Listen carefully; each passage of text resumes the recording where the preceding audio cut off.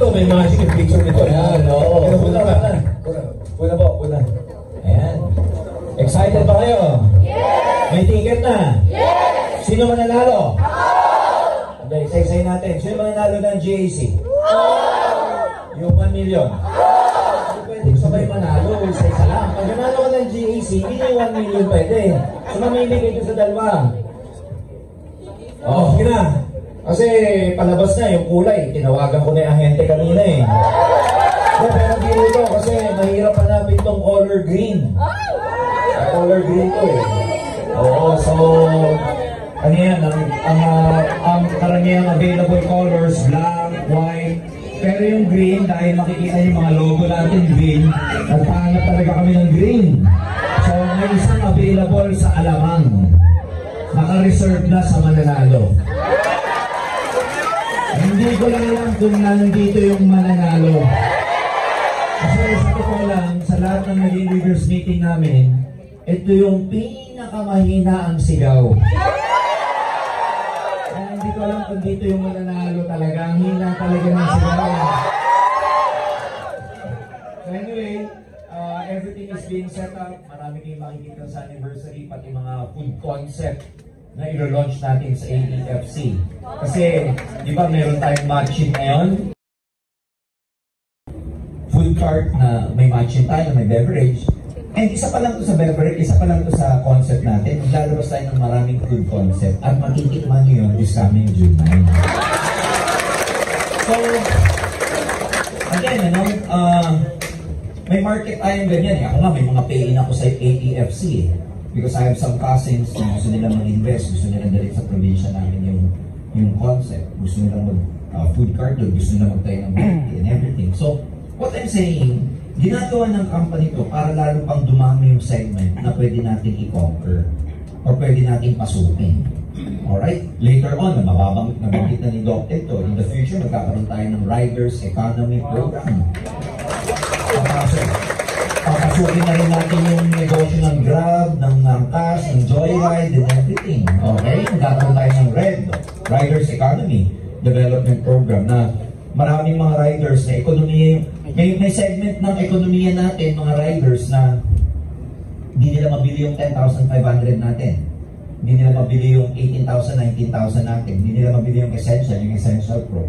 O gawa natin sila ng program na may minimal pay-in sila, tapos meron na silang app natin na pwede na silang mag-deliver logistics, pwede sila mag-hail riding. Mabibigyan natin sila, magbayad lang sila ng 5,000, may app na sila. Okay, tapos meron silang pwedeng uniform o kaya helmet, kasama na sila sa community ng AIM Global, sa community ng Alliance Group of Companies. Pagka naging grab driver ka, joyride or angkas ka, forever ka nang ganun eh. Walang promotion dun eh. Samantalang dito sa atin, ang program natin, pag sumama ka sa AIM, isama mo tong Red or Riders Economy sa ginagawa mo, sa app mo, tapos, pwede ka rin mag-recruit ng kapwa mo rider.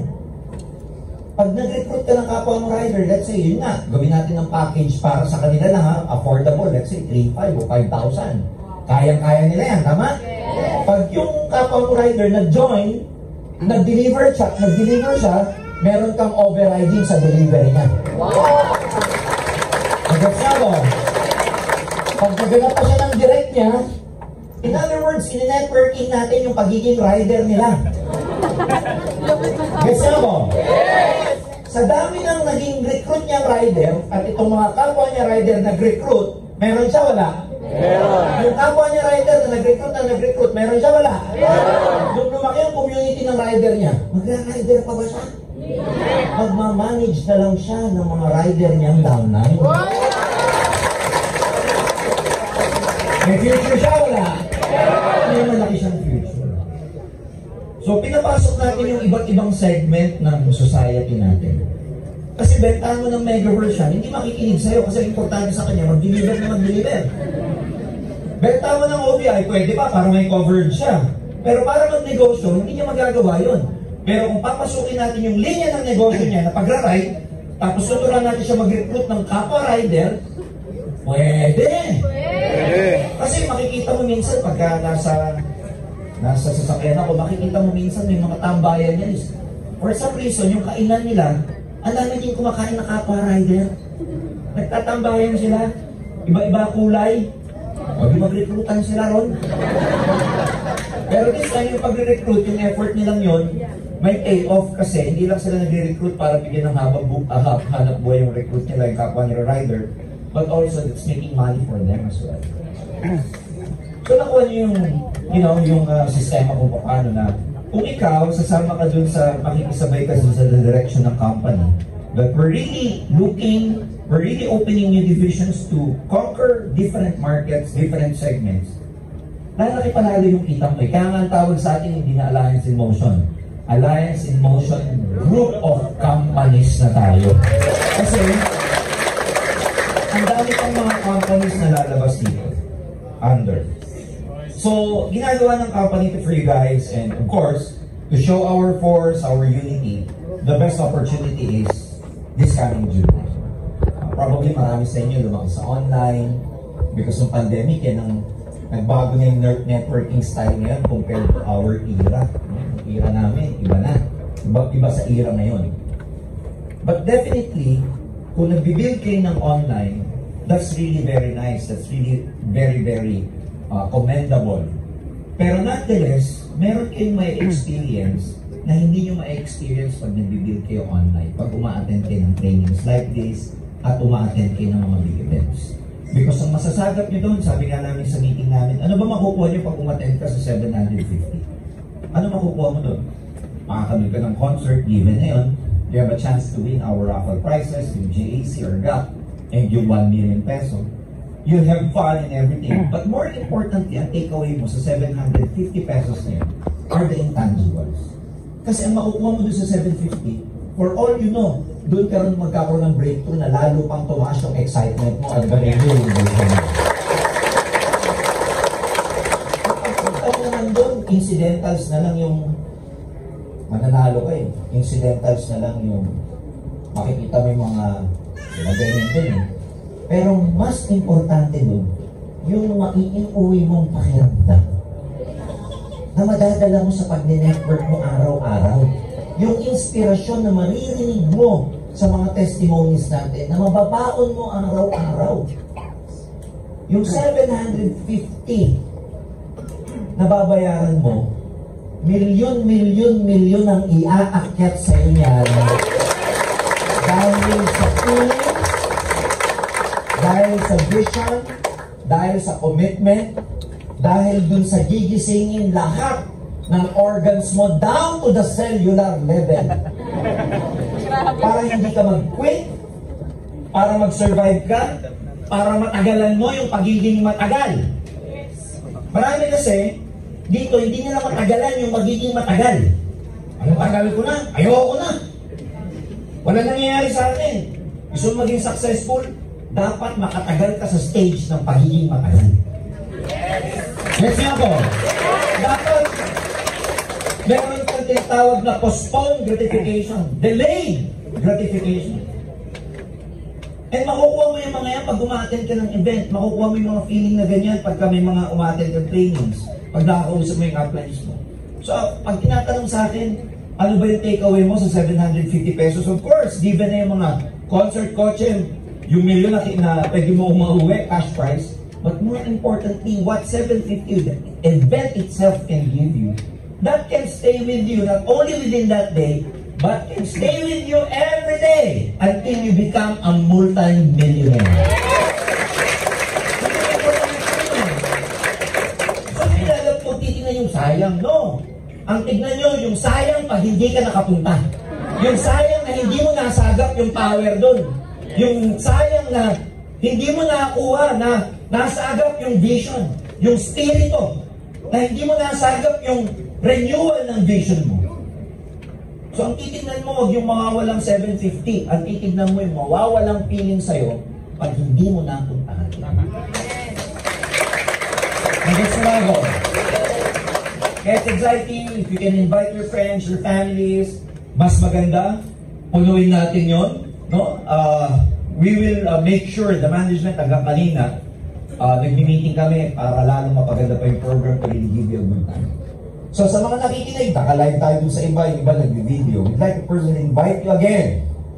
Minsan lang nangyayari to, once a year lang, ang anniversary. 18 years na po ang Alliance in Motion.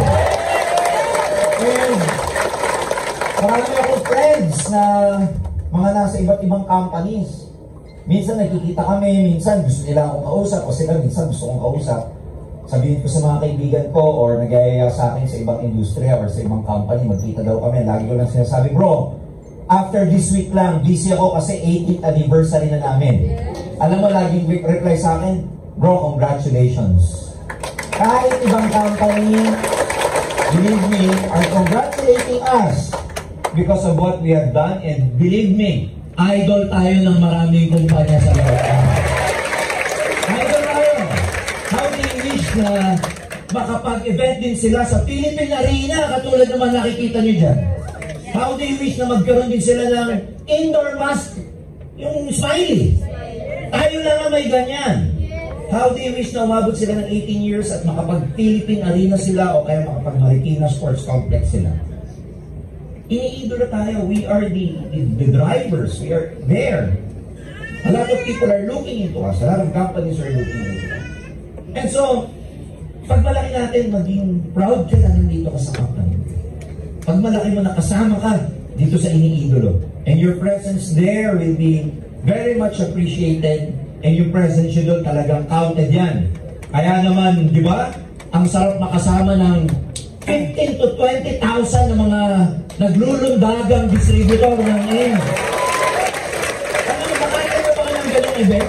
Kung hindi pa ha, yung magkakasama kayo na pare-pareho kayo ng kumpanya, pare-pareho kayo ng product, pare-pareho kayo ng amoy, pare-pareho kayo lahat.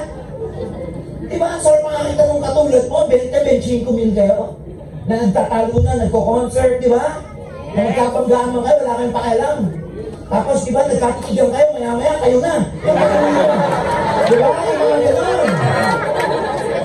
Diba, nagkapanggaan lang na gano'n, nagkatitigan. Kaya na, ha? What I mean is, you will be with people with the same energy level. We will be with people with the same vision, with the same excitement, everything with the same vibration. Once in a lifetime lang mangyayari ito.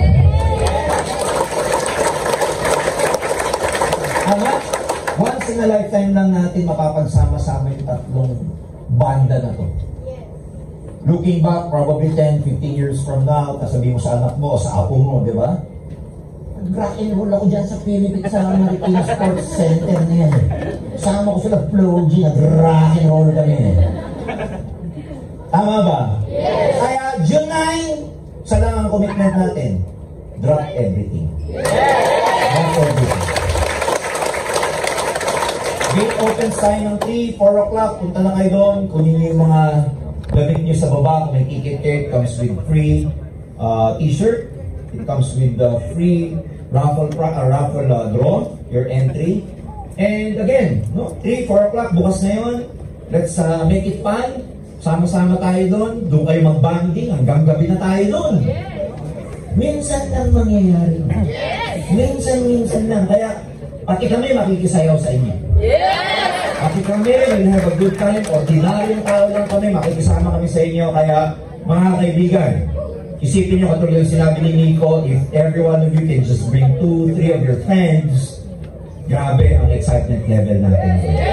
Kaya ulitin ko, dito ba manggagaling yung mananalo?